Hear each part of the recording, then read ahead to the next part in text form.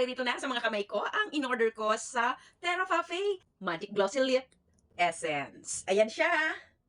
Yan, look how it looks like. Dalawa siya. Ang bili ko lang dito guys is 198.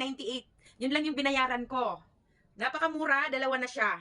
Kung bibili ka ng isa, 119 ang isa. Pag dalawa, mas makakamura ka, kaya dalawa na ang bilhin mo ha. Diyan sa yellow basket ka check out para mas masaya ang auntie. Ngayon, itatry ko. Bago ako matulog, kakaligo ko lang.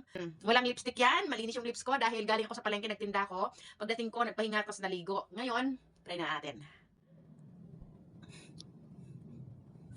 Look at that, guys.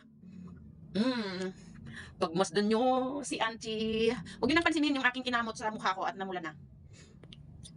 Lips lang yung tingnan natin.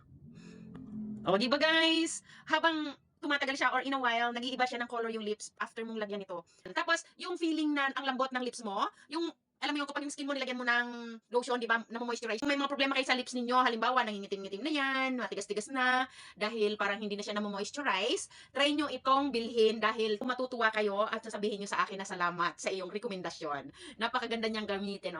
It really moisturize your lips. Kissable lips ka na ngayon. Basta bumili na kayo dyan. Bilisan mo na!